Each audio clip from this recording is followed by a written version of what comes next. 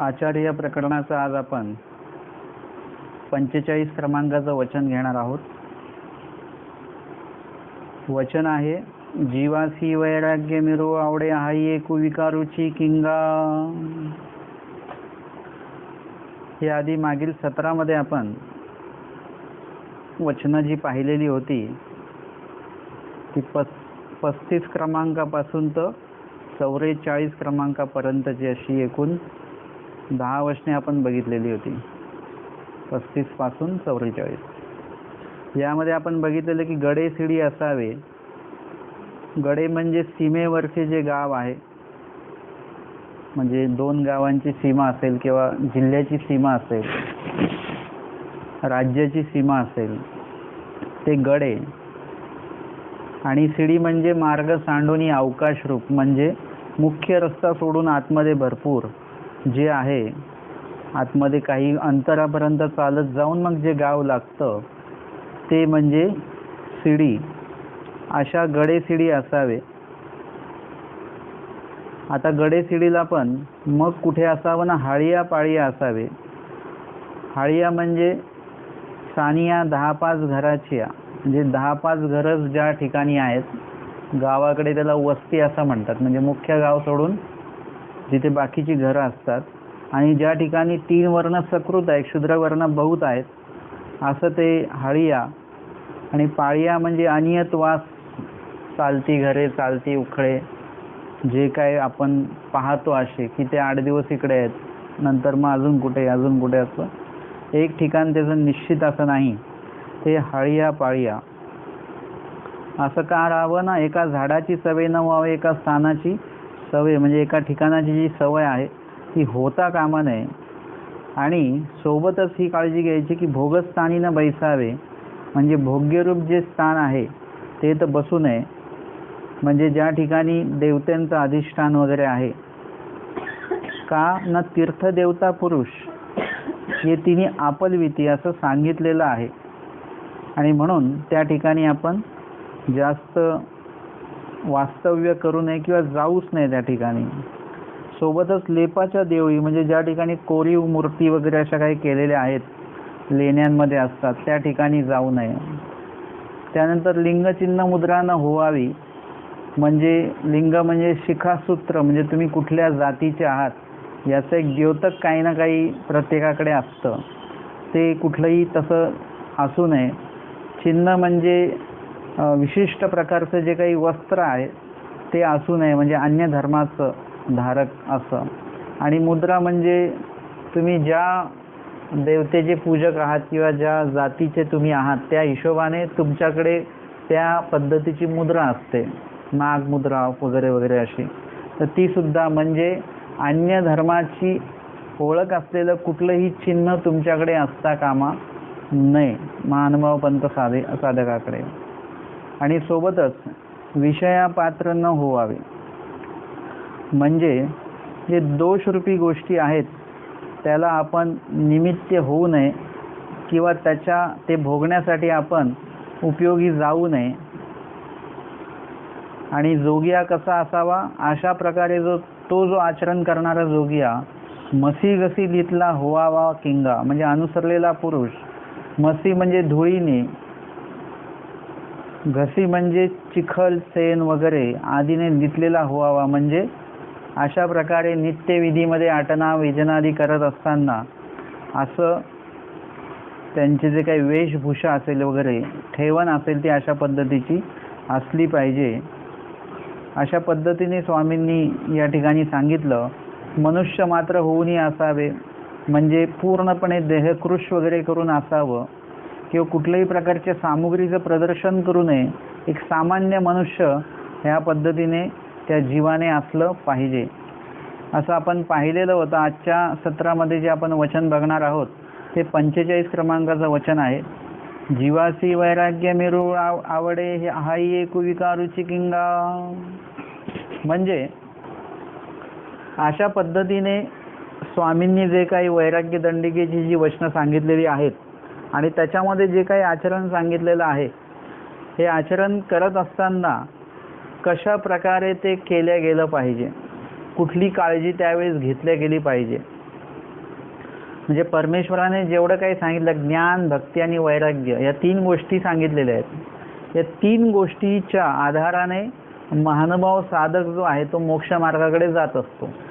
कुणी वैराग्य प्रधान असतं, ज्ञान आणि भक्ती अनुषंगिक, कुणाकडे भक्ती प्रधान, ज्ञान आणि वैराग्य अनुषंगिक, कुणाकडे ज्ञान प्रधान आणि वैराग्य आणि भक्ती अनुषंगिक असं असू शकतं. आणि एखादी व्यक्ती अशी पण असू शकते पंथामध्ये की ज्यांच्याकडे ज्ञान, भक्ती, वैराग्य तिन्ही नाही आहेत, फक्त ते धर्मात आहेत बस, बाकी काहीच नाही आहे त्यांच्याकडे, असंही असू शकतं. किंवा एखादी व्यक्ती अशी असू शकेल की ज्यांच्याकडे ज्ञान, भक्ती आणि वैराग्य तिन्हींचं प्रबळत्व आहे, तिन्हींचा प्रभाव ज्यांच्याकडे आहे, अशी व्यक्तीसुद्धा तुम्हाला भेटू शकते. म्हणजे विरळा नांदे स्वामींनी सांगून ठेवलेलं आहे. असू शकतं क्वचित काही लोकांचं ज्ञान प्रदर्शित होत असेल, भक्ती आणि वैराग्य प्रदर्शित होत नाही आहे. काही लोक तुम्हाला वास्तविक पदार्थ सोडलेले दिसतील की आम्ही याचा त्याग केलेला आहे, पण मानसिक आसक्ती त्यांची असू शकते. काही लोक ते पदार्थांचं सेवन करताना तुम्हाला दिसतील, परंतु मानसिक आसक्ती त्याच्यामध्ये त्यांची काहीच नाही आहे. आवडी गोडी घेऊन वगैरे ते त्या पदार्थाचं सेवन करत नाही आहेत असं सुद्धा तुम्हाला लक्षात येईल, म्हणजे दिसेल किंवा लक्षात येणार सुद्धा नाही. एखादा व्यक्ती तुम्हाला एकदम ऐश्वर्यात राहणारा दिसेल, परंतु कदाचित त्याच्याकडे मानसिक वैराग्य त्याचं असू शकतं. म्हणजे याचं उदाहरण असं की एखादी व्यक्ती जी आहे ती प्रपंचामध्येच आहे, परंतु प्रापंचिक आसक्ती त्यांची अजिबात नाही आहे. प्रपंचापासून ते कसे आहेत, अलिप्त झालेत, अनासक्त झालेले आहेत, आणि त्यांचं जे मन आहे ते ईश्वर विधीमध्येच त्यांचं आहे, असं त्यांच्यामध्ये राहून सुद्धा त्याच्यामध्ये नाही. हे काय आहे, हे वैराग्य एखाद्याकडे तुम्हाला दिसणार नाही पण असू शकतं, त्याचं आंतरिक. आणि ज्ञान, भक्ती आणि वैराग्य हे आंतरिक असणं खूप महत्त्वाचं आहे. बाह्य ते प्रगट नाही झाले तरी चालतील, तुम्हाला फक्त ते आतमध्ये आहेत, असावेत, तुमच्याकडे ते असले पाहिजेत. वांचून जे काय आहे प्रगट होण्याचा भाव जो आहे तो प्रगट होणारच आहे. तुमच्याकडे वैराग्य जर का आहे तर ते त्याचं प्रदर्शन मात्र करू नका. ज्ञान आहे तर त्याचं प्रदर्शन करू नका, भक्ती आहे त्याचं प्रदर्शन करू नका. म्हणजे तुमच्याकडे जे काही धार्मिक विधी तुमच्याकडे आहेत, तुमच्या विधी कार्यामध्ये ते आहेत, तर त्याचं प्रदर्शन मात्र नाही केलं पाहिजे. आजच्या वचनाचा विषय तोच आहे की प्रदर्शन होता कामा नये. आणि म्हणून इथे स्वामींनी हे वचन आवर्जून उच्चारलेलं आहे की सगळं जर काही विधिविधान करत असताना जीव कसा असला पाहिजे, तो निर्दोष असला पाहिजे, म्हणजे सदोष असता कामा नये. आणि मुख्यत्वे असं होत असतं की आपण काही चांगलं काम करत असू, वाईट काम करत असू, तर ते अतिशय लपून लपून केलं जातं. पण जर का चांगलं काम करायचं असेल तर आपण काय करतो, ते सगळ्या लोकांच्या म्हणजे उपस्थितीमध्ये आपण ते कार्य करत असतो. अर्थातच लोकांची उपस्थिती असली पाहिजे, म्हणजे ते चांगल्यासाठी नव्हे, तर मग सगळ्या लोकांना कळलं पाहिजे ना की बाबा आम्ही हा जे काही हे केलेलं आहे, हे कार्य जे आहे ते आम्ही केलेलं आहे. म्हणजे हे जे काही प्रदर्शन जे आहे ते लोकांच्या शिवाय तर प्रदर्शन करता येत नाही. लोकांना पण कळलं पाहिजे एवढा पैसा आम्ही खर्च केलेला आहे, हे सगळे पदार्थ आम्ही आणलेले आहेत वगैरे वगैरे. म्हणजे त्यामागे काय आहे, क्रिया करण्याच्या मागे प्रदर्शनाचा तो भाव आहे. आणि म्हणून प्रसिद्धीचा जो भाव आहे, कीर्तीचा तो भाव आहे, तर तसा असता कामा नये. दृष्टांत सांगितला कीर्ती कठियाचा. त्या दृष्टांतामध्ये सांगितलेलं आहे की तो दिसवडीचा दिसवडी हात हात चढवी. म्हणजे तो एक विशिष्ट मंदिर वगैरे झाडून घेत असतो, लोक त्याची येऊन प्रशंसा करतात, मग तो मंदिराचं अंगण झाडून काढतो, अजून लोक प्रशंसा करतात, मग तो परिसरच झाडायला लागतो, पूर्ण स्वच्छता, तिथे पाणी मारणं, रांगोळी काढणं, असं तसं. परंतु त्यामागे काय माहिती आहे का की स्वच्छतेचा हेतू नाही आहे, हेतू आहे प्रदर्शनाचा हेतू आहे, हेतू प्रसिद्धीचा आहे, मान मान्यता कीर्तीचा आहे. म्हणून स्वामींनी तिथे सांगितलं त्याला त्या देवतेचं फळ नाही झालं, त्याशी कीर्तीचे फळ झाले. म्हणजे त्याला कीर्तीचंच फळ मिळालं, प्रसिद्धीचं फळ मिळालं. आणि म्हणून प्रसिद्धीपासनं आपण लांब राहणं खूप गरजेचं आहे. इथे सांगितले आपला गुण पुढीलावरी घालावा. म्हणजे तुम्ही जरी एखादं कार्य केलेलं आहे त्याचं ते श्रेय तुमचंच आहे, स्वतःचंच वैयक्तिकच आहे, ते तुम्हीच केलेलं आहे. आता तुम्ही सगळ्यांनी मिळून केलं असेल तर तुम्ही म्हणू शकता की बाबा सगळ्यांनी मिळून केलं, मी काय एकट्याने नाही केलं. पण कधी कधी असे कार्य असतं जे तुम्ही एकटेच करत असता, तिथे कोणीच नसतं दुसरं. आणि मग जेव्हा लोक येऊन पाहतात अरे बाबा हे तुम्ही केलं का हे सगळं, मग तिथे श्रेय सगळं आपल्यालाच मिळतं. पण तिथे सुद्धा तुम्हाला काय करता आलं पाहिजे, समोरच्या व्यक्तीला तुम्हाला त्याचं श्रेय देता आलं पाहिजे. की तुम्ही म्हटलं पाहिजे हो मीच केलं, परंतु याची प्रेरणा जी आहे ते आमच्या अधिकरणांकडनं मिळाली, याची प्रेरणा मला लीळेतनं मिळाली. आमकं वचन वाचत होतं तेव्हा लक्षात आलं की आपण सुद्धा असं काहीतरी करू शकतो. तुम्ही काही सेवा करत असाल आणि तुमची जर का प्रशंसा झाली तर त्याचं श्रेय तुम्ही स्वतःवर नाही घ्यायचं की हो मीच केलं, ते माझ्यामुळेच झालं सगळं. नाही, ह्याचं श्रेय आम्ही त्या वचनातनं घेतलेलं आहे, जिथे आपुल्या पडल्याची शुश्रूषा कीजे. किंवा ह्याचं श्रेय आपण त्या लीळेला द्यायचं जिथे भटोबासांच्या पाठीवर पाय वगैरे दिलेलं आहे, महादाईसांच्या पाठीवर आमच्या स्वामींनी पाय दिलेला आहे वगैरे. म्हणजे त्या ठिकाणी स्वामींनी ती सेवा जी आहे ती विहित केलेली आहे, सांगितलेली आहे आम्हाला. आणि ते वचन आणि ती लीळा समोर ठेवून या सेवेची प्रेरणा आम्हाला मिळाली. म्हणजे त्याचं श्रेय कोणाला तुम्हाला देता आलं पाहिजे. आता तुम्ही म्हटले की काहीच नाही वाचलं, एकाएकी डोक्यात आलं, म्हणजे कशामुळे आलं? तुम्ही जो कार्य करताय ते वचनोक्त आहे. मग हे वचनोक्त कार्य तुमच्या डोक्यात का आलं? कारण की स्वामींनी सांगितले विधीकरिता विधीच पुरे. म्हणजे त्याच्या मागे कुठला तरी विधी तुम्ही केलेला आहे आणि तो विधी केल्यामुळे हा विधी तुम्हाला स्फुरला. म्हणजे त्याचं श्रेय पण आमच्या आचार्यांना स्वामी विचारतात की हे तुझं काहीसेनी स्फुरले, ते म्हणतात आपलेनी श्री चरणाचेनी प्रसादे. तुमच्यामुळे म्हणजे आपल्याला चांगल्या गोष्टी जेवढ्या का सुचतात त्या सगळ्या देवामुळे सुचतात. हे एक गोष्ट आचार्यांच्या मुखामध्ये सतत आहे, आपल्या पण मुखामध्ये तेच असलं पाहिजे की आपल्याला आपल्या डोक्याने काहीही सुचत नसतं. आपल्याला चांगल्या गोष्टी जेवढ्या आहेत तेवढ्या विधिरूप ज्या गोष्टी आहेत त्या परमेश्वराकडनं आपल्याला स्फुर्णरूपता त्याची करून दिल्या जाते आणि मग ते आपण ते कार्य करत असतो.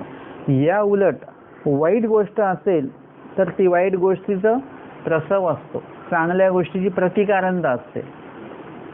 तुमच्याकडे चांगल्या गोष्टीची प्रतिकारणता आहे म्हणून परमेश्वर चांगली गोष्ट तुम्हाला स्फुरवून देतात. तुमच्याकडे वाईट गोष्टीचा प्रसव असेल तर तुम्हाला कोणी स्फुरवून देण्याची गरज नाही आहे. संलग्न तिथे बसलेलं आहे, कर्मपैकीचं ज्ञान संलग्न तुम्हाला स्फुरवून देतो आणि तुम्ही वाईट वाईट वाईट वाईट करत राहता, एका पाठीपाठ एक वाईट. मग जेव्हा केव्हा निवांत बसतो तेव्हा आपण विचार करतो की त्यावेळेस जर का मी हे वाक्य नसतं बोललो एवढं भांडण झालं नसतं, की ते भांडल्यानंतर मी थोडा गप्प बसलो असतो तर एवढं वाद झाला नसता. म्हणजे कुठेतरी आपला पण सहभाग असतो. म्हणून दोघे अन्यायी स्वामींनी सांगितलेलं आहे. तर वाईट गोष्टीची प्रतिकारणता जी आहे त्या संलग्न आणि आपले कर्म आपल्याला तिकडे नेतात, अधमती अधगती अधरती. परंतु चांगल्या गोष्टीची स्फुर्णरूपता जी आहे ती परमेश्वराकडनं होत असते. किंवा परमेश्वराचे जे काही अनुयायी आहेत, परमेश्वर परायण आहेत, त्यांच्याकडनं आपल्याला हे प्राप्त होत असतं. त्यांच्या मुखाद्वारे परमेश्वर आपल्यापर्यंत ती गोष्ट पोहोचवतात. स्वतः परमेश्वर तर सांगायला येणार नाहीत, परमेश्वर कुणाला तरी स्फुरवून देतात की यांना सांगा, यांच्याकडे तो विषय मांडा आणि आपोआपच ते समोर व्यक्ती बसली आपल्या मुखातनं, एखाद्या अधिकाऱ्याच्या मुखातनं काहीतरी आपोआपच निघून जातं, एखाद्या वाचनिकाच्या मुखातनं आपोआपच काहीतरी निघून जातं आणि त्यांना पण वाटतं रे हो हे चांगलं आहे, उलट मग आपण तिकडेच चालू तर डोमेग्राम होईल आपलं. उगाचच जायचं आहे नातलगांकडे आणि नुसतं यायचं आहे, त्याच्यापेक्षा थोडं एक दिवस हे वाढवलं आपण तर आपलं डोमेग्राम होऊन जाईल. म्हणजे हे काय झालं, त्या व्यक्तीच्या पण मनामध्ये स्फुर्णरूपता आली किंवा तुम्हाला सुचलं याच्या मागे परमेश्वर आहेत, परमेश्वराचे साधक, त्यांच्या माध्यमातून परमेश्वर तुम्हाला हे सुचवून देत असतात. आणि म्हणून आपण कुठलंही कार्य केल्यानंतर त्याचं श्रेय आपल्याला ब्रह्मविद्येला देता आलं पाहिजे, परब्रह्म परमेश्वराला देता आलं पाहिजे आणि त्यांच्याच माध्यमातून सगळं हे होतंय. आपण त्याचं श्रेय जीवाला देत असतो की मला ज्ञान ह्या बाबांमुळे झालं, ह्या दादांमुळे झालं, असं आपण जीवाला त्याचं श्रेय देतो. परंतु त्या जीवाला तिथे कोणी आणलं. जसं मी सांगतो की एखाद्याचं जर का परवड आलेलीच आहे, तर तिथे समजा मला काही लोक म्हणतात की तुमच्यामुळे आम्हाला खूप माहिती मिळते. तसं काही नाही आहे. तुमची परवड आली आहे आणि देवाला तुम्हाला त्यावेळेस ते द्यायचं आहे, ते बरोबर तुमची व्यवस्था केली आहे. मी जरी नसलो तरी तुम्हाला बरोबर ते कोण ना कोण दुसरं येऊन सांगणार. ते नसतील तर तिसरं कोणतरी येऊन सांगणार. कोणी ना कोणी तुम्हाला सांगणारच आहेत. तुमची फक्त ज्ञानाची परवड आली पाहिजे आणि ते परमेश्वराची देण्याची प्रवृत्ती पाहिजे. तिथे मीच पाहिजे आणि तोच पाहिजे आणि अमकाच पाहिजे तमकाच पाहिजे असं काहीही नसतं. ही गोष्ट जर का आम्हाला म्हणजे मला सांगणाऱ्याच्या लक्षात जर का आली, तर मला कुठल्याही पद्धतीचा अहंकारच नको की माझ्यामुळे यांना कळलं. असा अहंकार मला कधीच येणार नाही, कारण की मला तेवढ्या वेळापुरतं निमित्त करवलेलं आहे. असं निमित्त तर स्वामींनी सारंग पंडितांना पण करवलं. सारंग पंडित म्हणजे स्वामींवर भकन करणारी व्यक्ती, ज्यांची स्वामींवर बुद्धीच नाही अशी व्यक्ती. अशा व्यक्तीला पण स्वामींनी काय केलं, शांताबाईसांसाठी निमित्त करवलं त्यांना. शांताबाईसांना त्यांनी रस्ता दाखवला की जाताना आमच्या स्वामींना भेटून जाय वेरूळला. म्हणजे एखाद्या अशा जीवाला सुद्धा याचा कुठलाच अधिकार नाही आहे, अयोग्यता ज्यांनी जोडून ठेवलेल्या आहेत, अशा सारंग पंडितांना स्वामी निमित्त करू शकतात. मला जर का देवाने निमित्त केले तर मी उच्च कोटीचाच असेल असं काही नाही. मी पण सारंग पंडितांसारखा असू शकतो. मी काहीतरी प्रसवी असू शकतो. म्हणजे असे सगळे लीळेंचे संदर्भ आपण बघितले, वचनांचे संदर्भ बघितले, तर आपल्याला म्हणजे देणाऱ्याला आणि घेणाऱ्याला दोघांनाही कुठेच अहंकार येत नाही. देणाऱ्याला तर येणार नाही, ते आत्ताच मी सांगितलं. पण घेणारा म्हणेल की माझं सगळं पाठांतर झालेलं आहे, येऊ कुठलाही हे करा, मला कुठल्याही विषयावर चर्चा करा, मी त्याच्यामध्ये तुम्हाला हे करेल. असं जरी म्हटलं तरी त्यांच्यापुढे दायंबासांचं उदाहरण आहे की दायंबास एवढे बोधवंत होते, सगळं काय होतं, पण शेवटी शंख तुळशी हातामध्ये दिसल्या, गेले, ते धर्मापासून गेले. म्हणजे असंही होऊ शकतं. म्हणजे घेणाऱ्याने पण अहंकार करू नये. म्हणून भटोबास म्हणतात, वाणिता काही गडदे पडिला. एखाद्याचं तुम्ही स्तुती करताय तर तो अजून खड्ड्यात पडला नाहीये, म्हणजे तो अजून निर्दोषपणे तो अजून सरला नाही. एकदा निर्दोषपणे तो सरला की मग त्याची स्तुती करा. कारण एखाद्याची स्तुती आपण जर का केली, स्वामींनी सांगितलं जीवास वैराग्य मेरू आवडे, म्हणजे त्याला आवडतं ते. जर का कोणी सांगितलं की तुमचं प्रवचन खूप छान असतं, आवाज खूप चांगला आहे, हे चांगलं आहे, ते चांगलं आहे, आम्हाला खूप आवडतं, म्हणजे असं सांगत राहिलात की मग मला अहंकार चढत जाणार, वा माझ्यासारखं कोणीच नाही आहे. म्हणजे कदाचित तुमच्या स्तुतीमुळे समोरच्याचं नुकसान होऊ शकतं. एखाद्याला म्हटलं तुम्ही खूप छान अभ्यास आहे तुमचा, असं जर का तिची स्तुतीच करत राहिलं तर त्याचा अभ्यास जो आहे तो कमी कमी पडतो. मग तो म्हणतात मला सगळेच येतं. पण एखाद्याला म्हटलंय खूप कठीण आहे बरं का, तुम्हाला जमणार नाही, मग तो काय करतो, जास्त वाचन करतो. म्हणजे तुम्ही एखाद्याची स्तुती करत असाल तर त्याच्यामुळे सुद्धा त्याचं नुकसान होऊ शकतं, हे पण पाहिलं पाहिजे. म्हणजे इथे सुद्धा म्हणजे अवास्तव स्तुती करू नये. म्हणजे छान प्रगती आहे, व्यवस्थित आहे, फक्त अजून ह्याच्यामध्ये थोडी क्लिअरिटी आली पाहिजे. म्हणजे त्याला काहीतरी एक गोष्ट अशी सांगा की ज्याच्यामुळे त्याची ती कंटिन्युटी ही कायम राहील, म्हणजे त्याच्यामध्ये खंड नाही पडणार. तुम्ही एकदा म्हटलं पुरेसं आहे, छान आहे, व्यवस्थित आहे, काही याच्यामध्ये प्रगतीची गरज नाही, आता म्हटलं की त्याची प्रगती थांबली तिकडे. आणि म्हणून जीवास वैराग्य मेरू आवडे, म्हणजे तो स्वतःची प्रसिद्धी तर करतच असतो, परंतु दुसऱ्याकडनं जर का प्रसिद्धी मिळत असेल, स्तुती ऐकायला मिळत असेल, तर त्याच्यामध्ये पण तो रममान होत राहतो तो जीव. तर तसं पण असता कामा नये. आपण या गोष्टीकडे खूप लक्ष ठेवलं पाहिजे की एक स्तुती जी आहे, म्हणजे जसं निंदेने माणूस खचतो, तसं स्तुतीमुळे माणूस काय होतं, आपल्या मूळ ध्येयापासून तो इकडे तिकडे जाऊ शकतो. म्हणजे ह्या गोष्टी सुद्धा लक्षात घेतल्या पाहिजे. आपणही अवास्तव गुणाची स्तुती करत बसू नये. जसं ते भिकारी येतात ना भीक मागायला, मग ते आपली अवास्तव स्तुती करतात. त्यांना असं वाटतं की हे स्तुतीविधी केल्याने लोक देतील, आणि मग काही लोक असे पण असतात की त्यांना स्तुतीविधी केलेली आवडते, मग ते एकदमच हवेमध्ये निघून जातात. त्यांना जर का म्हटलं की तुमच्यामुळे असं झालं बरं का, तुम्ही नसते तर शक्य नसतं वगैरे असं बोललं की ते बिचारे एवढे खुश होतात, त्यांच्या चेहऱ्यावर ते दिसतं. आपण काय केलं पाहिजे, अशा प्रकारची स्तुती कधी कोणाची करायची नाही ज्याच्यामुळे त्याचं नुकसान होईल. त्याचं नुकसान झालं तर त्याचा दोष आपल्याला सुद्धा आहे. म्हणजे हा पण एक भाग बघायचा.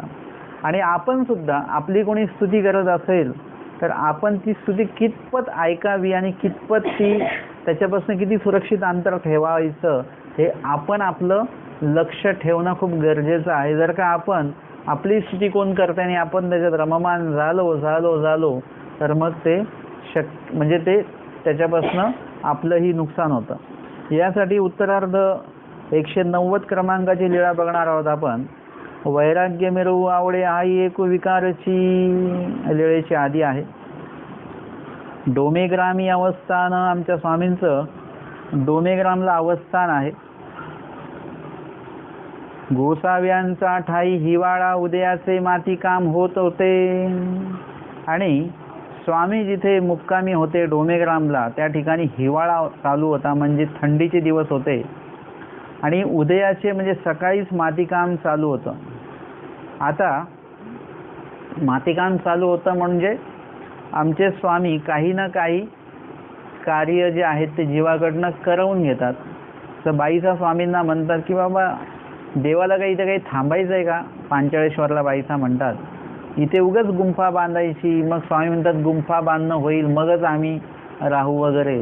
स्वामींना इथे कुठे राहायचं आहे का कायमस्वरूपी? कशाला उगाच गुंफा बांधवायची आणि यांना थकवायचं?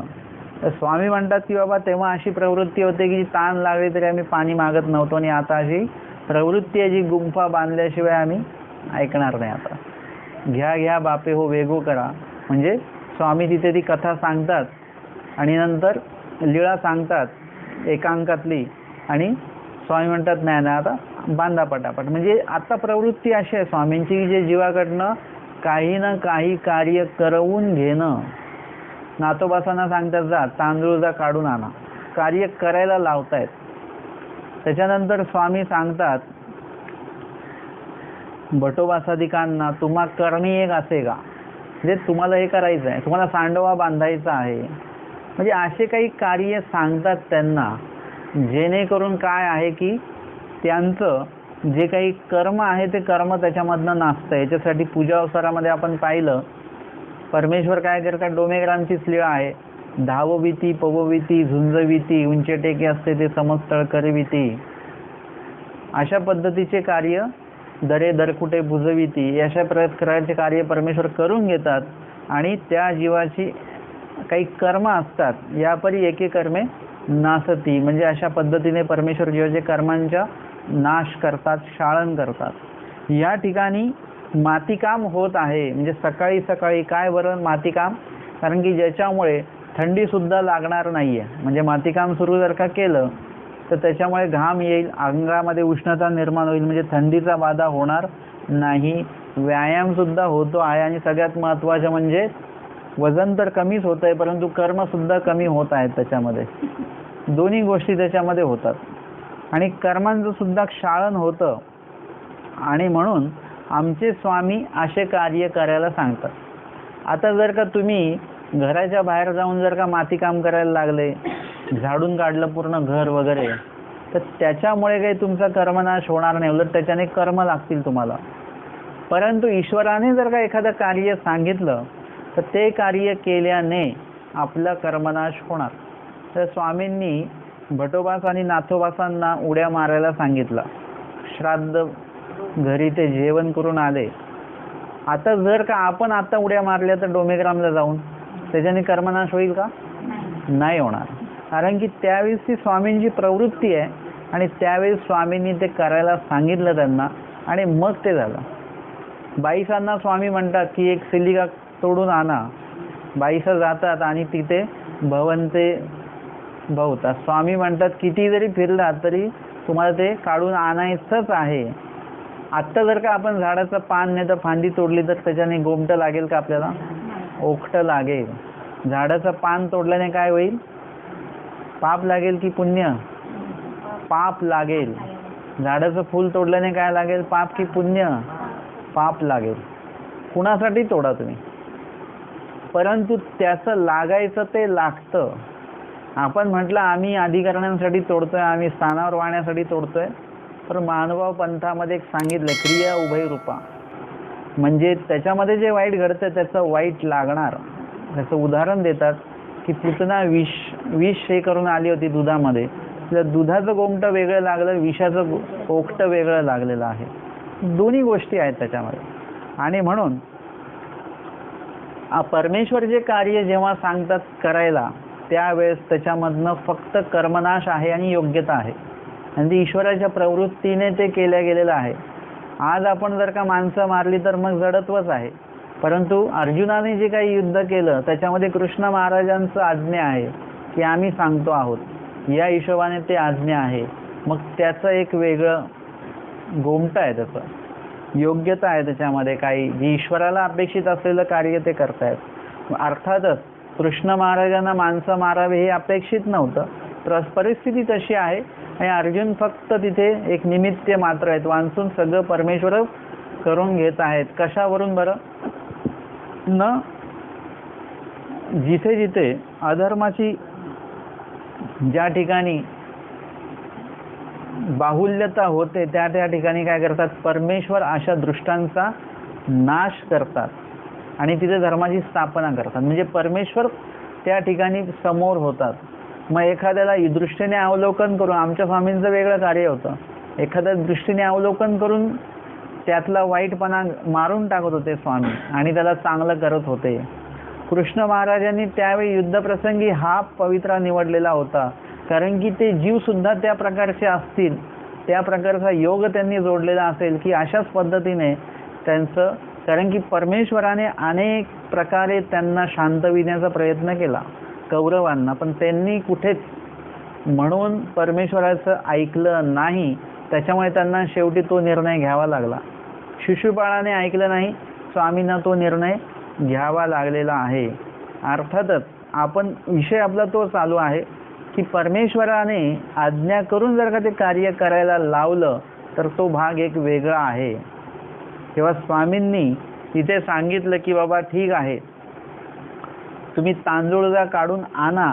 आत्ता आपण ते नाही करू शकत, म्हणजे आता जे संन्यास ज्यांनी घेतलेलं आहे ते पानही तोडत नाहीत, फुलंही तोडत नाहीत, कोणासाठीच नाही तोडत. तुम्हाला सांगतात तोडायला, तुम्ही आणा तोडून, तुम्हाला लागलं तर लागलं पाप. परंतु या ठिकाणी तेव्हा देवाने सांगितलं तर त्याच्याने त्यांना काही ओखट नाही आहे, ती ईश्वराची आज्ञा आहे आणि ईश्वराकारणे ते कार्य चाललंय. आता त्याच्यामध्ये जर का त्यांनी एक्स्ट्रा हिंसा केली, म्हणजे ते जे काही तांदूळ तोडायला गेलेले आहेत तर त्याचं ओखट नाही लागणार, पण तांदूळ तोडायला जाताना पायाखाली मुंग्या त्यांनी बघणं गरजेचं आहे. ते पायाखाली जर का त्यांच्या मुंग्याने तर काही मेलं तर त्याचं ओखट मात्र नाथोबासांना लागणार आहे.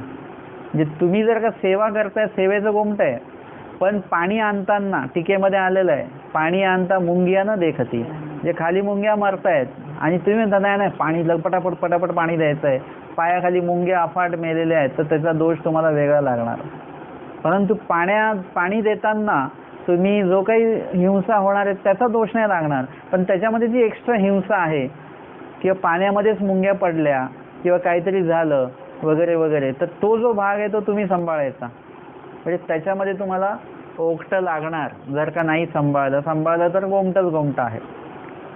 आणि म्हणून परमेश्वर जेव्हा एखादं कार्य सांगतात त्यावेळेस ते, म्हणून जर का तुम्ही आता परमार्गासाठी असेल किंवा काही ईश्वर आज्ञी कार्यासाठी म्हणून असेल, तेव्हा तुम्ही जर का मातीकाम करत असाल ते कुठेतरी उपयोगी जाणार आहे की बाबा या ठिकाणी पोथी होणार आहे या जागेमध्ये आणि ती जागा वर खाली आहे.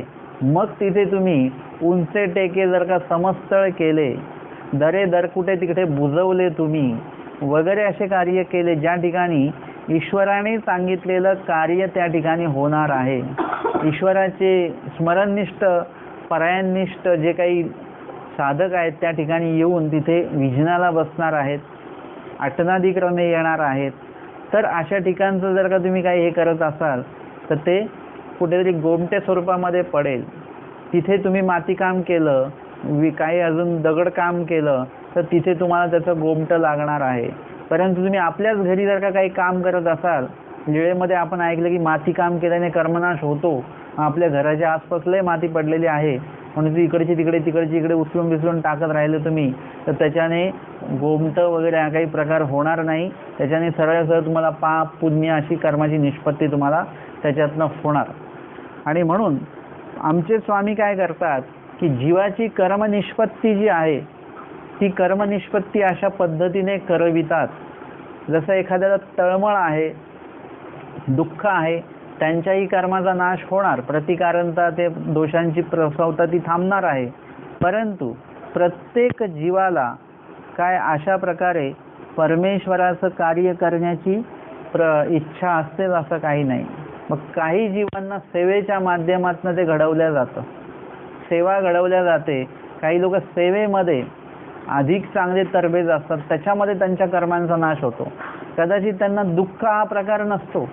म्हणजे स्वामींनी सांगितलं सकळ जीव म्हणजे कसे सर्व जीव दोषांचे आळे आहेत वगैरे वगैरे अनेक दोष स्वामींनी सांगितलं, गुरुद्रोही, मार्गद्रोही, परिवारद्रोही.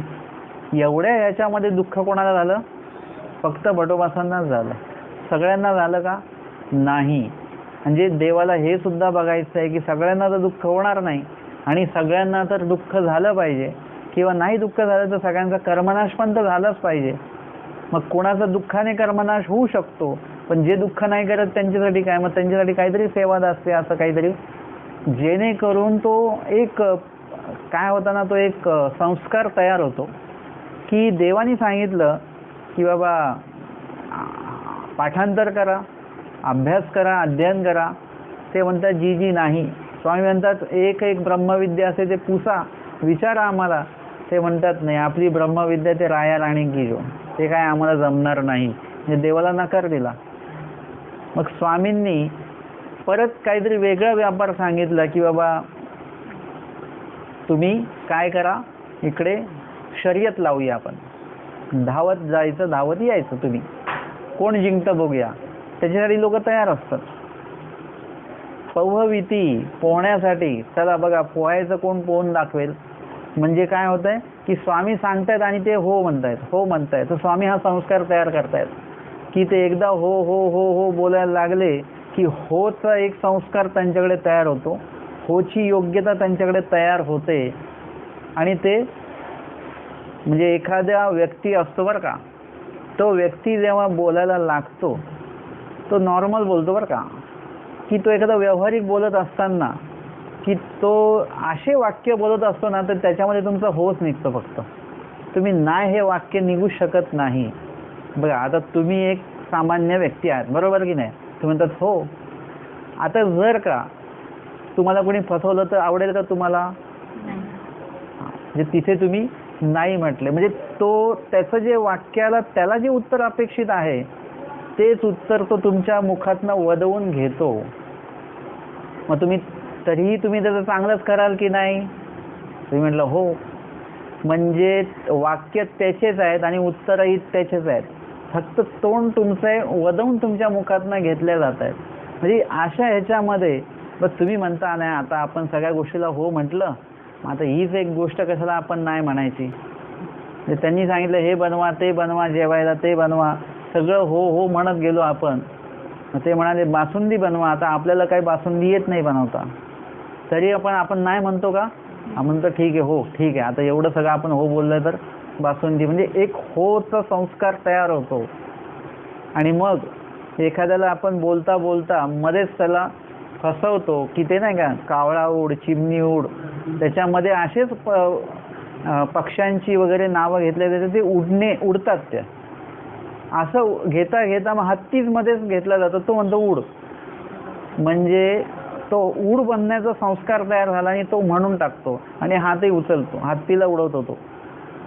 अशा पद्धतीने परमेश्वर तुम्हाला सांगतात धावा हो, पोहा हो, एकमेकाशी झुंज जा हो, म्हणजे असं ओंबिया आणा हो, म्हणजे असं होता होता मग काहीतरी त्याच्यात सेवा असते पण स्वामी सांगून टाकतात, ते पण हो होऊन जातं. काहीतरी म्हणजे वैराग्यनिष्ठ एखादं कार्य सांगतात स्वामी, त्याच्यामध्ये पण हो होऊन जातं. त्याच्यानंतर स्वामी सांगतात साप पकडा हो, म्हणजे काही अशा गोष्टी सांगितल्यानंतर हो हो हो होऊन जातं. आणि मग इतर गोष्टी करता करता त्याच्यात कर्मनाश तर होतोच आहे, पण हो म्हणण्याचा संस्कार तयार होतो. आणि मग पुढे काय होणार आहे की त्याच्यामध्ये योग्यता वाढणार. मग परमेश्वराच्या कार्याला नाही म्हणण्याचा जो कुसंस्कार आपल्यामध्ये बीजारोपित झालेला आहे तो स्वामींना काय करायचा आहे, मशागत करून तो पूर्ण काढून टाकायचा, नष्ट करायचा. कुक्षेत्र जे आहे ते सुक्षेत्र देवाला करायचं आहे आणि तिथे तुमच्या हो म्हणण्याचं बीजारोपण करायचे, ती बीजरूपता करायची आहे. अशा पद्धतीने परमेश्वर ही अशी वेगवेगळी कार्य करतात. आणि मग या ठिकाणी सुद्धा डोमेग्रामला सी वाजत होते, म्हणजे हिवाळा होता. आणि अशामध्ये स्वामींनी मातीकाम स्वामींनी सांगितलेलं आहे ते सी वाजत होते. परंतु थंडी एवढी होती की थंडी असल्यामुळे जी उष्णता अंगात तयार झाली पाहिजे ती होतच नव्हती. तेने भक्तजनासी व्यापारू होवेना आणि भट व्यापार करू लागले. आणि त्याच्यामुळे भक्तजनांना जे व्यापार करण्याचं काही जे अंग जे काही वाकलं पाहिजे ना, आम्ही संवत्सरला होतं, सकाळी जर का नाश्ता आला 8:30ला आणि थंडी एवढी प्रचंड असायची की आमचं भाकरी तोडायलाच जमायची नाही आम्हाला, म्हणजे एवढं ते हात असे आखडून जायचे. तसं म्हणजे एखादं कार्य जर का तुम्ही थंडीमध्ये करायचं म्हटलं, तुम्ही चालायचं म्हटलं तर चालणं सुद्धा होत नाही पटकन. बसलेला मग उठला थंडीमध्ये तर ते एकदम उठल्यानंतर त्याचे हातपाय लगेच मोकळे होत नाही, तो असं एकदम हातपाय एकदम कडकडतात त्याचे असे. तर भक्तजनांची अशी परिस्थिती झाली की एकदम थंडीतनं बाहेर आले आणि मातीकाम करायला लागले. परंतु होवे ना, म्हणजे मातीकाम केल्याच जात नाही आहे, खाली वाकल्या जात नाही. खाली वाकल्यावर टोपलं घेऊन परत वर उडता येत नाही आहे, हात असा घेऊन टोपलं टाकता येत नाही आहे, माती टाकता येत नाही आहे, म्हणजे असं सगळं चालू झालं त्यांना व्यथा. परंतु भटोबास जे आहेत, भटांचं तसं काही समस्या नाही. भट व्यापार करू लागले. भटोबासांचा व्यापार चालू आहे, माती भरणं चालू आहे, म्हणजे त्यांचं एकट्याचं काम चालू आहे आणि बाकीचे थोडं थंड थंड व्यापार चालू आहे. नाथोबा तिथे आहेत. नाथोबा भटोबासांना म्हणतात, नाग दया तू कैसा काही हिवसी ना.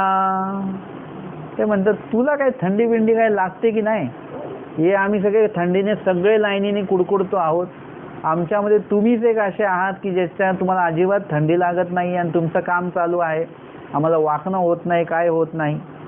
आता मुळामध्ये कसं असतं, भटोबास म्हणतात तर भटी म्हटले आम्ही वैरागी काहीसे हिव. त्यामुळे आम्ही वैरागी लोक आहोत, आम्हाला काही थंडी बिंडी काही लागत नाही. म्हणजे मार्गात असं म्हटलं जातं, हा तुम्हाला तिखट हे चालतं, हे चालतं, ते चालतं, की त्या भाजीला काही चवच नाही आहे, आम्ही वैरागी लोक, आम्हाला सगळं चालतं. म्हणजे ते एक बोलण्याचा तो एक भाग आहे की बा आम्हाला सगळं चालतं. वास्तविक कसं होतं की भट्टोबासांचं एक आज्ञापालन हा एक भाग होता आणि ते कार्य करण्याचं मनापासून तर त्यांचं जे काही योगदान असायचं. तुम्ही कुठलंही कार्य एकदा मनापासून करायला लागले व तिथे तुम्हाला सगळ्यात गोष्ट पहिले जे ऊन लागत नाही, तिथे तुम्हाला थंडी लागत नाही, तिथे तुम्हाला पाऊसही लागत नाही. फक्त ती गोष्ट तुम्ही मनापासून केली पाहिजे. बघा आता आपण तर खिडकीत उभं राहिलो तरी म्हणतो किती ऊन आहे, बापरे सत्संग कॅन्सल आजचा. खूपशे लोक उन्हामुळे सत्संगाला येत नाही बरं. परंतु तोच जर का शेतकरी असेल तर शेतकरी बघा उन्हामध्ये, कडकडीत उन्हामध्ये, आपल्या AC गाडीतनं बघून आपल्याला घाम फुटतो त्याला पाहून, परंतु तो कडकडीत उन्हामध्ये ते काम करत असतो आणि त्याचं ते आहे, त्याच्यामध्ये त्याचं मन समर्पित आहे की मला हे व्यवस्थितपणे शेत जतन करायचं आहे, त्याला पाणी द्यायचं आहे, नाहीतर ते सुकून गेलं. म्हणजे अशा पद्धतीने हिवाळा आहे, सकाळी सकाळी 3, 2, 2:30, 3 वाजता लोक पाणी सोडायला जातात शेतामध्ये कडकडीत हिवाळ्यामध्ये, आणि तेव्हा लाईट येते. मग का जातात ते? त्यांना थंडी लागत नाही का? तेच जर का आपल्याला म्हटलं की चला आपल्याला सकाळी उठायचं बरं का, 8:00ला पदयात्रेला निघायचं आहे, सकाळी सकाळी आपण होतो एवढ्या सकाळी, पण ते जर का शेतात जाणं असेल तर लोक जातात, सकाळी कामाला जायचं असेल लोक जातात. जे सगळ्या गोष्टीसाठी आपण तयार असतो, कारण की त्याच्यात आपलं मन आहे, म्हणून त्याच्यामध्ये थकवा नाही आहे. काही लोक सकाळी जातात, संध्याकाळी येतात, परत सकाळी जातात, परत संध्याकाळी येतात, कुठेही थकवा असतो, परंतु त्याच्यामध्ये मन आहे, आपलं पैसा येतोय त्याच्यातनं, आपल्याला ते कार्य केलंच पाहिजे आणि म्हणून त्याच्यात थकवा नाही आहे. त्याच्यात कुठल्याही प्रकारे ऊन लागत नाही. ऊन लागतंय पण त्याची जाणीव होत नाही आहे. त्याच्यामध्ये त्याला थंडी लागते पण त्याची जाणीव होत नाहीये, पाऊस लागते पण त्याची जाणीव, जायचं म्हणजे जायचं, करायचं म्हणजे ते करायचंच आहे. अशा पद्धतीने ते मन एकदा तुमचं जर का असेल एखाद्या गोष्टीमध्ये, मग तुम्हाला ह्या कुठल्याही गोष्टी लागत नाहीत. जसं निळेचंच उदाहरण देऊया आपण, की निळभट्ट भांडारेकरांना इंगळी चावली आणि विष चढतंय, त्यांचं विष आहे, त्यांना दुखतंय सगळं काय, परंतु त्यांनी त्यांचं मन जे आहे जोपर्यंत विषामध्ये ठेवलेलं आहे तोपर्यंत त्यांना त्याचा त्रास होत होता. मग त्यांच्या लक्षात आलं की आपलं मन आपण चुकीच्या ठिकाणी ठेवतो आहोत, म्हणजे सकारात्मक आणि नकारात्मक. आपण तो ग्लास निम्मा अर्धा भाग जो आहे जो रिकामा आहे त्याच्याकडे आपण बघत राहिलो तर मला नेगेटिव्ह भाव निर्माण होतील. परंतु जर का पॉझिटिव्ह भाव बघितला तुम्ही की बाबा नाही हा तर भरलेला आहे अर्धा, तर तिथे तुम्हाला पॉझिटिव्ह भाव निर्माण होतील. आपल्याकडे अमकी पुस्तकं नाही आहेत याच्या दुःखापेक्षा आपल्याकडे अमकी पुस्तकं आहेत याचं सुख आपल्याला अधिक असलं पाहिजे. म्हणजे जे आहे त्याच्यामध्ये तुम्हाला आनंद मानता आला पाहिजे. म्हणजे तुम्ही तुमचं मन कुठे लावताय त्यानुसार तुमचं सुख आणि दुःख हे तुम्ही स्वतः क्रिएट करत असता. म्हणजे मी जे उदाहरण नेहमी सांगतो की जेवायला बसल्यानंतर लोक म्हणतात की ती आमकी भाजी नाही केली आज, अरे हो पण 2 भाज्या ऑलरेडी बनवून ठेवलेल्या आहेत, त्याचा आनंद घ्या. जी भाजी नाही बनवली त्याचं दुःख कशाला हे करतो आपण. म्हणजे आपण आपलं मन नसलेल्या गोष्टींकडे अधिक लावतो आणि त्याच्यामुळे आपल्याला दुःख होतं. असलेल्या गोष्टींकडे जर का तुम्ही लावलं तर त्याचं सुख तुम्हाला अधिक होईल. आता याच्या उलट सांगू आपण, कधी कधी आपण असलेल्या गोष्टींविषयी मध्ये मन जास्त लावतो की मला हे आजारपण आलेलं आहे. तुम्ही कोणाला पण विचारा म्हाताऱ्या व्यक्तींना की ते कधीही, म्हणजे खूप असे क्वचित लोक असतात की जे आनंदाने बोलतात. बाकी म्हाताऱ्या लोकांना विचारते माझे पाय दुखतात, हे डोळ्याने दिसत नाही, कानाने ऐक, म्हणजे ते दुःखच सांगतात. ते त्याच्यामध्ये मन लावू नये. जे आहे जे भेटणार आहे त्याच्यामध्ये बघा की जो ऐसा असे वटो वटो करीत आपले 4 दिवस कडे घाली मग एक दिवस नव्हेरे म्हणून जाओची लागे. त्याच्यामध्ये आनंद आहे. आता मला भेटणार आहे, परमेश्वर भेटणार आहे, पुनःसंबंध होणार आहे, परमेश्वर अवतार भेटणार आहेत, सामान्य अप्रोक्ष विशेष ज्ञान मला भेटणार आहे, प्राप्ती मला भेटणार आहे, याचा आनंद आता बाळगा. आता बघा आपण ट्रॅक चेंज केलेला आहे. जे आहे त्याच्यामध्ये आनंद माना, जे नाही त्याचं दुःख मानू नका. आता आपल्याला जे आहे त्याच्यामध्ये दुःखी होऊ नका. कधी कधी आपल्याला जे आहे ना त्याच्यामध्ये आपण जास्त दुःखी असतो.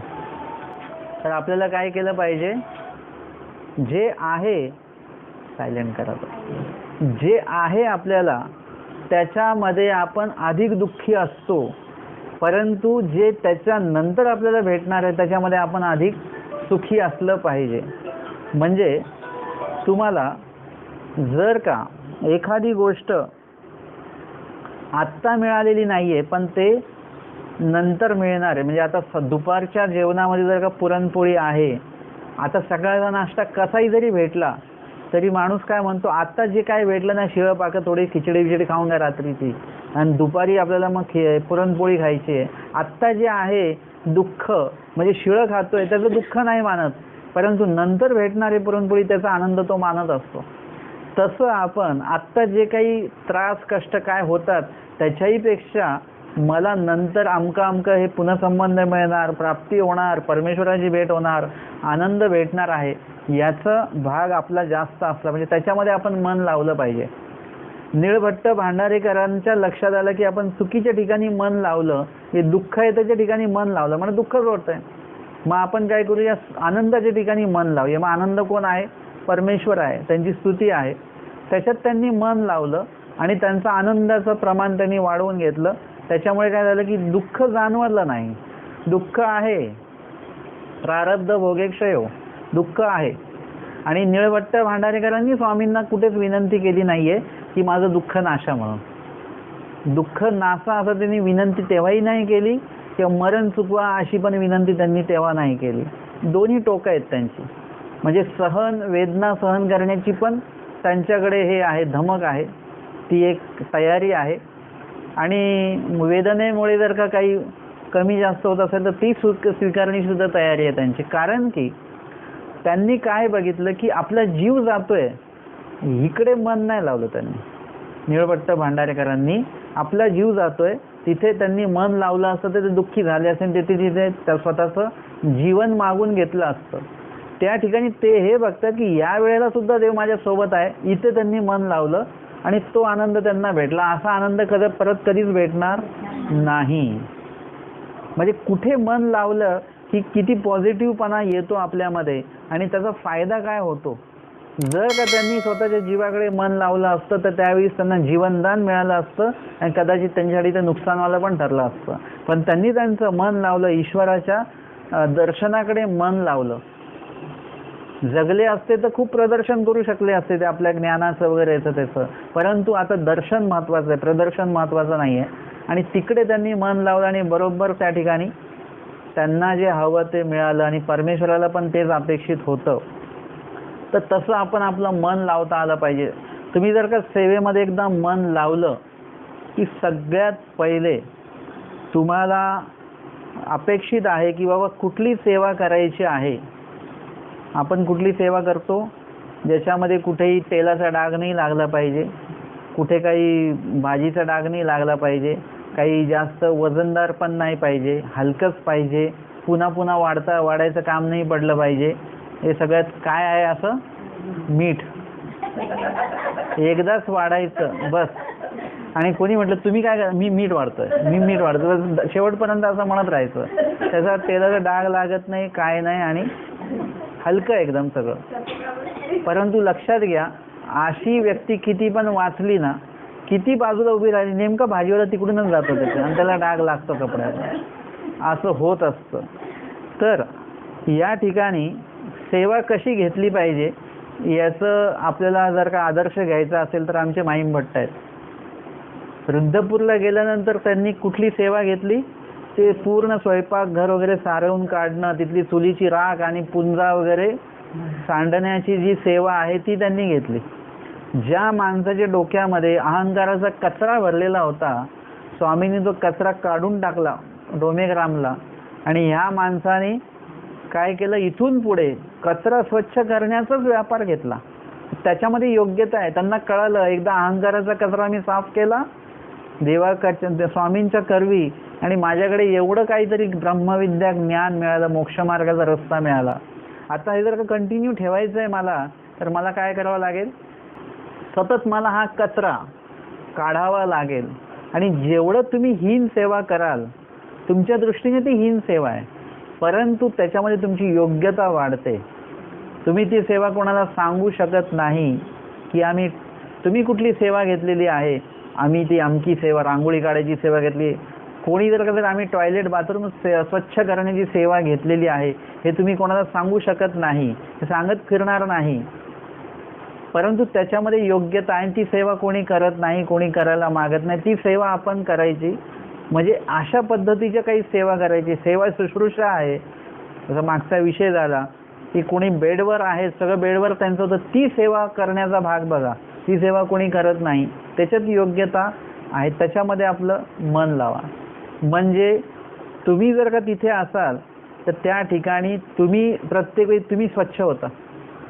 तुम्हाला असं वाटेल की बाबा आम्ही तो भाग स्वच्छ करतो आहोत, ती जागा स्वच्छ करतोय, झाडून काढतो आहोत. तुम्ही ती जागा झाडून नाही काढत, तुम्ही स्वतःला झाडून काढत असता. तुम्हाला जेवढं वाटतं ना ती जागा स्वच्छ असली पाहिजे, ती जमीन स्वच्छ असली पाहिजे, एवढं तुम्हाला वाटतं, तेवढं तुम्हाला स्वतःचं मन स्वच्छ असलं पाहिजे याकडे पण तुम्ही तेवढंच लक्ष देतात. बाकीचे जे लोक येतात ते स्वच्छ जागेवर काय करतात, कचरा वगैरे टाकून घाण करतात.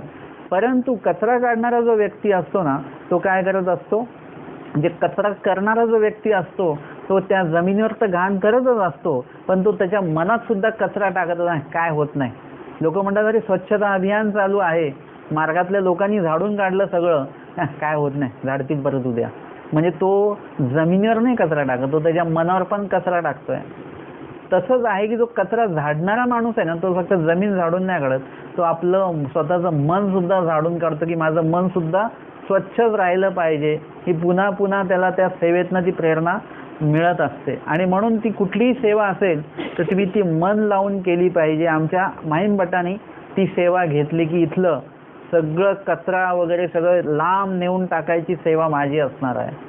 इतका मोठा माणूस आहे ज्ञानाच्या बाबतीत, कर्मराटीचं ज्ञान, मोठा माणूस आहे, पैशाच्या बाबतीत मोठा माणूस आहे, आणि आता ब्रह्मविद्या सुद्धा आलेली आहे, एक वांचून होतं ते सुद्धा प्राप्त झालेलं आहे. अजून काय पाहिजे या माणसाला? आता या माणसाने तर एकदम खुर्चीत बसलं पाहिजे, आज्ञा केली पाहिजे, ऑर्डर केली पाहिजे. नाही, त्या माणसाने ती सेवा घेतलेली आहे ज्याला आपण आत्ताच्या भाषेत बोलतो ना, जमिनीवर राहणे, डाऊन टू अर्थ. तसं आहे, तुम्हाला जमिनीशी निगडीत राहता आलं पाहिजे.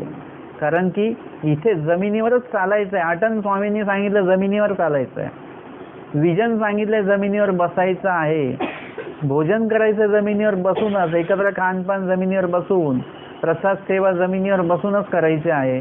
म्हणजे या सगळ्या गोष्टी जमिनीशी संबंधित आहेत. आणि म्हणून इथे या ठिकाणी आपण अशा पद्धतीचं असलं पाहिजे. आपल्याकडे किती मोठं ज्ञान असेल, किती काही पैसा असेल, काही असो. आणि हे भटोबासांकडे आहे की त्यांना हे मनापासनं कुठलीही ते सेवा करतात, त्याच्यामुळे त्यांना त्याचं काही वाटत नाही ना. ते पाण्यात बुडाले तर त्यांना पाणी जास्त वाटलं तिथे ना, ते पाण्यामध्ये पोहले तेव्हा ना त्यांना कुठे ते पाण्याचा वेग जास्त वाटला, कुठे ते भर तापामध्ये नेवाशाला गेले तेव्हा त्यांना ताप जास्त वाटला नाही. ते भर उन्हामध्ये नेवाशाला जाऊन यायचे त्यावेळेस त्यांना ते ऊन जास्त वाटलं नाही. नेवाशाहून काही साहित्य आणायचे डोक्यावर तेव्हा त्यांना ते ओझं कधी जास्त वाटलं नाही. स्वामींनी चमरी दंड दिला तेव्हा स्वामींचा मार काय त्यांना कधी जास्त वाटला नाही. आणि तिथे तुपाच्या ऐवजी तेल वाढलं तर त्यांना ते तेल पण काही असं काही वाटलं नाही वेगळं काही खराब. ते कुठेच भटोबासांना कुठे असं काही समस्याच निर्माण नाही झाली. एकदा समस्या निर्माण झाली, पोट दुखतंय आणि ते म्हणाले की आता काम बंद. स्वामी म्हटले की माती काम चालू होतं तेव्हा पण डोमेग्रामला गुंफेच्या तिथे. स्वामी म्हणतात एक एक दगड व्हा, असे 22 दगड व्हायला सांगितले. अर्थात मन स्वामींनी लावून दिलं की तुला दगड किती व्हायची आहेत? 22. तू डोक्यामध्ये ते टार्गेट ठेवायचं तुम्हाला की 22 दगड मला व्हायचे आहेत, काही जरी झालं तरी. आणि ते 22 दगड वाहण्यात मन लागलं. म्हणजे 22 दगड वाहणे पेक्षा पण त्याच्यामध्ये परमेश्वराची आज्ञा पालन याच्यामध्ये मन लावलेलं आहे की देवाने मला सांगितलं 22 दगड व्हायचे, देवाच्या आज्ञेचं पालन आहे त्याच्यामध्ये. मन तिकडे रमलं. पोटाचं दुःख चालूच आहे, प्रारब्ध भोगे क्षयो, परंतु त्याच्याकडचं लक्ष जे आहे ते दगडांकडे आलेलं आहे. पोटाचं लक्ष दगडाकडे आलेलं आहे, दुखण्याचं लक्ष दगडाकडे आलं. त्याच्यामुळे सेवेमध्ये मन लागून राहिलं. आणि तुम्हाला आम्हाला फक्त माहिती की 22 दगड वाहिली आणि एक एक दगड वाहता वाहता पोटदुखी थांबत गेली, कमी कमी होत गेली.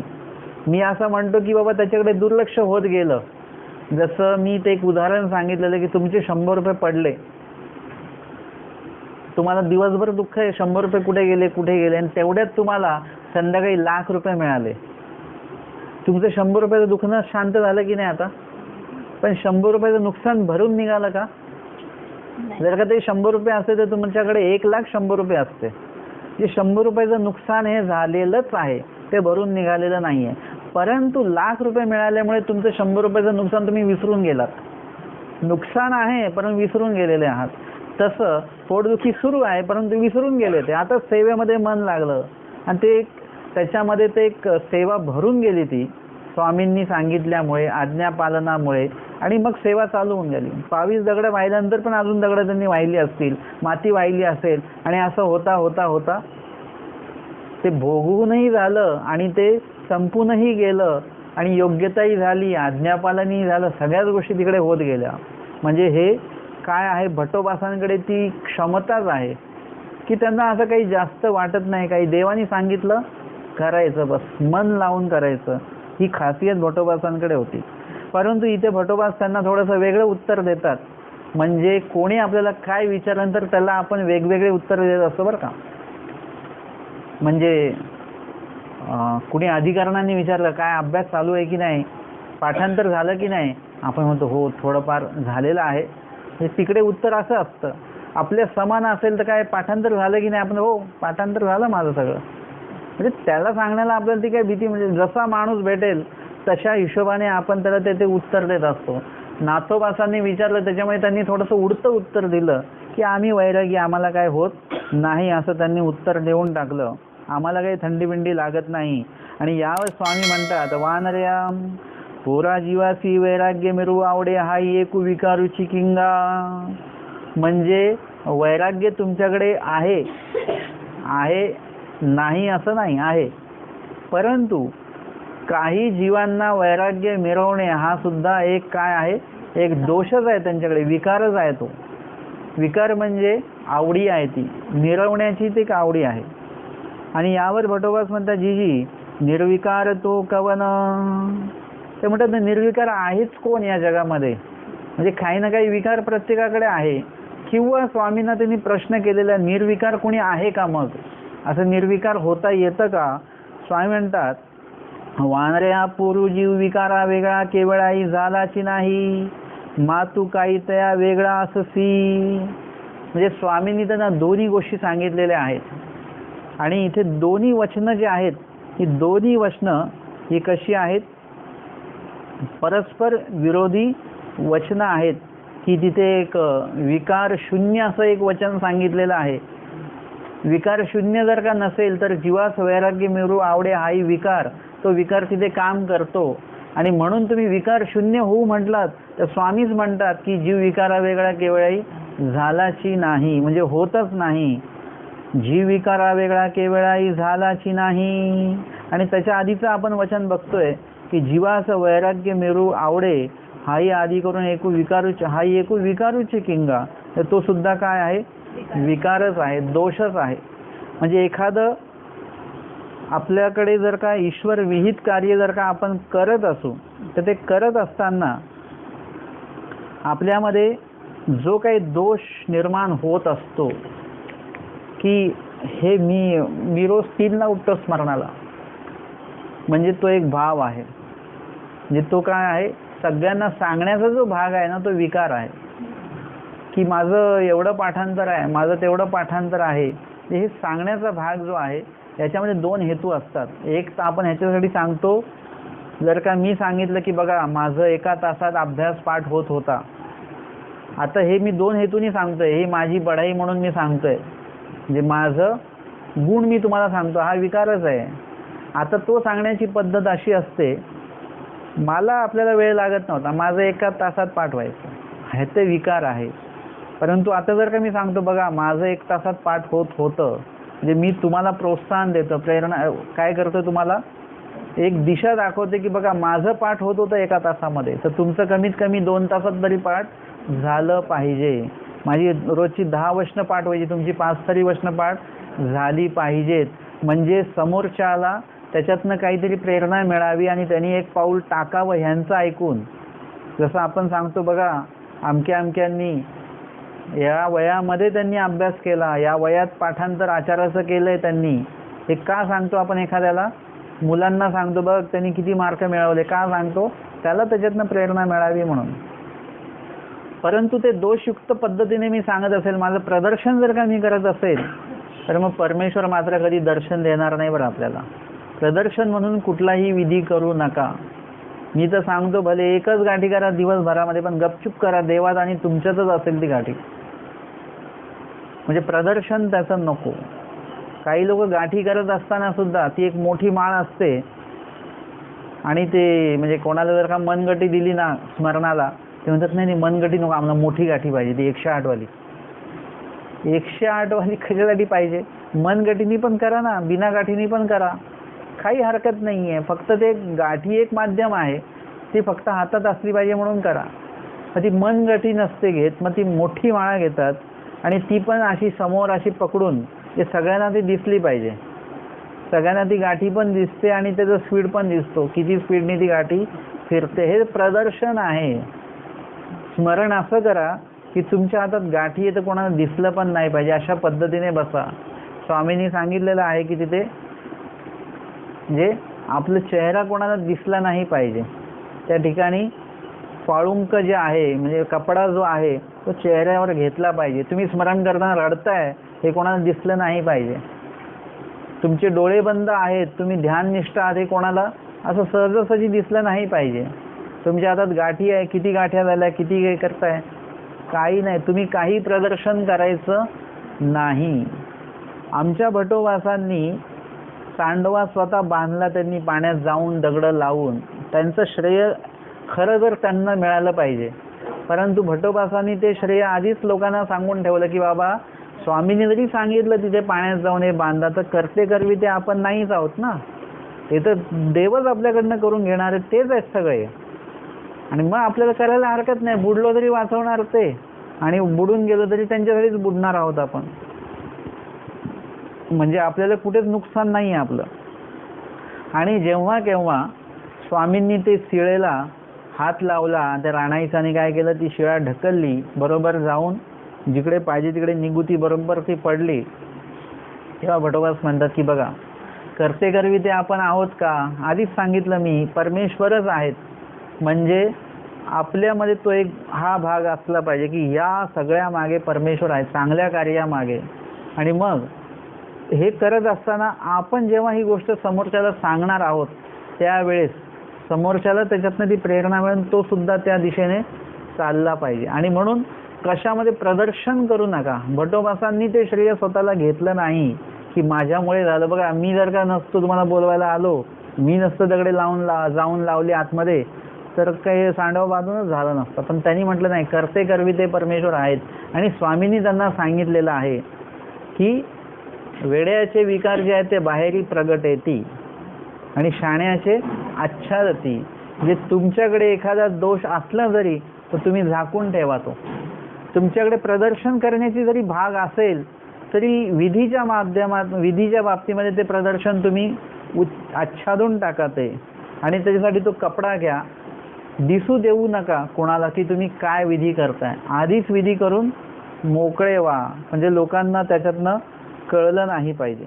विधी कार्य करत असताना अशा प्रकारे आच्छादून करता आलं पाहिजे, ज्याचं रहस्य आहे. स्वामींनी सांगितलं हे तुमचे रहस्य आहे, ते तुम्ही काय करा, राखून ठेवा. त्याचं प्रदर्शन करू नका. जेवढं तुम्ही प्रदर्शन कराल तेवढं त्या रहस्याचं जो काही हे आहे, रहस्य जे आहे त्या गोष्टीचं, ते कमी कमी कमी कमी होत जाणार. जसं एखादं सुगंधित वस्तू आहे, कापूर आहे. कापूर तुम्ही जेवढा बाहेर ठेवणार, जेवढं प्रदर्शन कराल तेवढा तो उडून जात जाईल. जेवढा तुम्ही तो आच्छादून ठेवाल तेवढा तो टिकून राहणार आहे. आणि म्हणून आपण काय केलं पाहिजे, आपल्याकडे जर का ज्ञान असेल तर स्वामींचं वचन देवानी सांगितलेलं नाहीये, पण त्याच्यात आहे, जीवाचं ज्ञान मिरवू आवडे, जीवाचं भक्ती मिरवू आवडे, आणि जीवाचं वैराग्य मिरवू आवडे. हाही एक विकारच टिंगा. ज्ञान मिरवण्याचं सुद्धा आपल्याला जर का असेल तर ज्ञान सुद्धा कधीही मिरवू नये. काहीच उपयोग नाही ज्ञान मिरवण्याचा. झालंच तर नुकसानच नुकसान आहे. आपल्याला ज्ञानाचा उपयोग करून घ्यायचा आहे, फायदा करून घ्यायचा आहे. ज्ञानामुळे आपलं नुकसान नाही झालं पाहिजे. देवाने सांगितलं ब्रह्मविद्येमुळे नुकसान सुद्धा होतं. कुठे सांगितलं आठवतं? एकासी मोचक. ब्रह्मविद्या एकासी मोचक आणि एकासी अमोचक. म्हणजे जो जर का ब्रह्मविद्येचं मिरवणूक पण करेल तर त्याच्यासाठी ते अमोचक आहे. एखादी व्यक्ती भक्तीचं जर का हे करेल तर त्याच्यासाठी ते भक्तीसुद्धा अमोचक ठरू शकते. आणि वैराग्य जर का तुम्ही जर का प्रदर्शन म्हणून केलं तर त्याच्यासाठी ते काय होऊ शकतं, वैराग्यसुद्धा अमोचक ठरेल, नुकसानदायक ठरू शकतं. आणि म्हणून बाईचं जेव्हा म्हणतात, बाई बाबा ब्राह्मण बघा कसा, दोन्ही त्या मळे संधीमध्ये तो बसला एवढ्या थंडीमध्ये, आणि त्याला थंडी लागते तरी सुद्धा त्याची ध्यानधारणा चालू आहे. स्वामी म्हणतात बाई हा कशासाठी करतो आहे, हे सगळं प्रदर्शन आहे. काय म्हणतात स्वामी त्यावेळेला, बाई हा सगळं त्या विषय पदार्थाधिकांसाठी तो करतो आहे. वांचून याचं वैराग्य वगैरे काही नाही. थोड्या लोक येतील, याला घेऊन जातील, तिथे खाऊ पिऊ घालतील वगैरे वगैरे, त्याच्यासाठी हे सगळं चालू आहे. म्हणजे त्याचं ते वैराग्य जे आहे ते मिरवण्याचा भाग आहे. तो तिथे त्या ठिकाणी त्याला ते वैराग्याच्या माध्यमातून तो विषयधिक पदार्थिकांचा उपयोग करू इच्छितो, तर ते देवाला नको पाहिजे. निळभट्टांना स्वामींनी सांगितलं की काही आश्चर्य पाहिलं तर बोलायचं नाही. ते बोलले, प्रदर्शन केलं त्यांनी, म्हणजे मिरवलं ते. त्याच्यामुळे काय झालं, भटोबासांना विचारलं जायचं की हे तुम्हाला कसं काय माहिती. ते म्हणतात श्री चक्रधराचे नाही प्रसाद आहे, त्यांच्यामुळे माहिती आहे मला, माझं काही नाही आहे. म्हणजे हे लगेच त्यांना श्रेय देण्याची त्यांच्याकडे ती खासियत होती. आपल्याकडे ती खासियत असली पाहिजे. देवाला अपेक्षित असलेलं वैराग्य तर आपण करतच नाही आहे. जे करतो आहोत ते आपल्या सोयीनुसार करतो आहोत आणि त्याचं पण प्रदर्शन करत आहोत. म्हणजे कशातच काही नाही, जे सगळं नुकसानीमध्ये आपण चाललेलो आहोत. म्हणून कुठलंही कार्य करत असताना हा भाग आपण लक्षात घेतला पाहिजे. जीवाचं वैराग्य मिळू आवडे, भक्ती मिळू आवडे, ज्ञान मिळू आवडे, हा एक दोष आहे आणि विकार आहे. विकार म्हणजे अधविकार आहे तो. आता स्वामी पुढीलच वचनामध्ये सांगितलेलं आहे की जीव विकारा वेगळा केवळाही झालाची नाही, म्हणजे कधीच होत नाही. भटोबास विचारतात, मग विकारा वेगळा दोषा वेगळा कोणी आहे का? ते म्हणतात नाही, विकारा वेगळा जीव कधीच होत नाही. फक्त मागाशी आपण जो विषय बघितला की तुम्ही कुठल्याही विकाराकडे लक्ष द्यायचं आहे. एक तर अधविकाराकडे लक्ष दिलं तर तो शून्य करायचा आहे तुम्हाला. परंतु ऊर्ध्व विकाराकडे जर का लक्ष दिलं तर स्वामी काय सांगतात आहे की मग तो विकार योग्य आहे, म्हणजे तुम्हाला मोक्षाकडे घेऊन जाणार आहे तो.